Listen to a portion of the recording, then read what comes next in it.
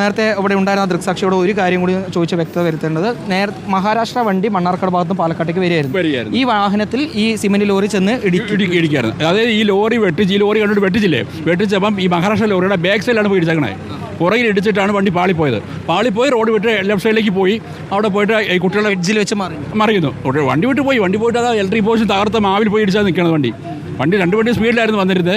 ചവിട്ടിയെ കിട്ടില്ലല്ലോ, പക്ഷേ ഡ്രൈവർ പാളിപ്പോവും. വണ്ടി പോയി ഇടിച്ചാണ് വണ്ടി നിൽക്കുന്നത്. അപ്പോൾ നമുക്ക് അപകടത്തിൽ പെട്ടിട്ടുള്ള വാഹനം എന്ന് പറയുന്നത് ഇതാണ് ആ നാല് വിദ്യാർത്ഥികൾ അപകടത്തിൽപ്പെടുത്തിയ ആ ലോറി എന്ന് പറയുന്നത്. ഇത് നാട്ടുകാർ നൽകുന്ന വിവരപ്രകാരമാണെങ്കിൽ മണ്ണാർക്കാട് ഭാഗത്ത് നിന്ന് വരികയായിരുന്ന മഹാരാഷ്ട്ര രജിസ്ട്രേഷനുള്ള ലോറിയിൽ ഇടിച്ചതിന് ശേഷം ഈ വിദ്യാർത്ഥികളുടെ നേരെ പാഞ്ഞു പോവുകയായിരുന്നു. അതിനുശേഷമാണ് ഈ എഡ്ജിൽ വെച്ച് റോഡിൻ്റെ എഡ്ജിൽ വെച്ച് ഈ വാഹനം മറിയുന്നത്.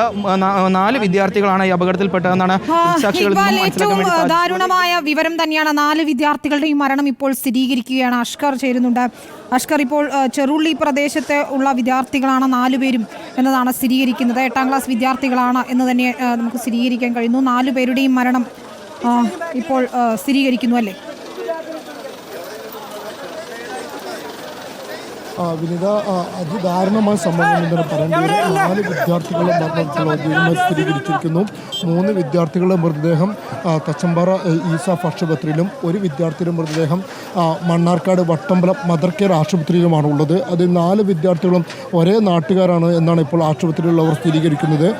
ഈ അപകടം നടന്ന പ്രദേശത്തു നിന്നും 1 കിലോമീറ്റർ മാറി 1.5 കിലോമീറ്ററോളം മാറി തുപ്പനാട് ചെറുള്ളി എന്ന് പറയുന്ന സ്ഥലത്തുള്ള വിദ്യാർത്ഥികളാണ് ഇപ്പോൾ ഈ അപകടത്തിൽ മരിച്ച 4 പേരും എന്നുള്ളതാണ്. ഇവരുടെ പേര് വിവരങ്ങൾ കൂടി വരുന്നുണ്ട്. അത് ഔദ്യോഗികമായി സ്ഥിരീകരിച്ച ശേഷം നമുക്ക് നൽകാൻ കഴിയുമെന്നാണ് പ്രതീക്ഷിക്കുന്നത്. എന്തായാലും വലിയൊരു ദുരന്തം തന്നെ ഉണ്ടായിരിക്കുന്നു. ഒരു നാടിന് മുഴുവൻ കണ്ണീരിലാഴ്ത്തുന്ന ഒരു ദുരന്തം തന്നെ ഉണ്ടായിരിക്കുന്നു. അതിനപ്പുറത്തേക്ക് ഇതിൽ വലിയ പ്രതിഷേധം കൂടി ഇപ്പോൾ നാട്ടുകാരുടെ ഭാഗത്തു നിന്നും ഉയരുന്നുണ്ട് വിനീത. കാരണം പലതവണ ഇവിടെയുള്ള നാട്ടുകാരൊക്കെ തന്നെ വലിയ തോതിൽ സമരങ്ങൾ നടത്തിയിരുന്നു, ജനകീയ സമരങ്ങൾ നടത്തിയിരുന്നു, രാഷ്ട്രീയ പാർട്ടികൾ സമരങ്ങൾ നടത്തിയിരുന്നു. നിരവധി തവണ ദേശീയപാത അതോറിറ്റിക്കും അതുപോലെ തന്നെ ഭരണകക്ഷികൾക്കുമൊക്കെ തന്നെ ഉത്തരവാദിത്തപ്പെട്ട ആളുകൾക്കൊക്കെ തന്നെ നിവേദനം നൽകുകയും പരാതി നൽകുകയും ചെയ്തതാണ്.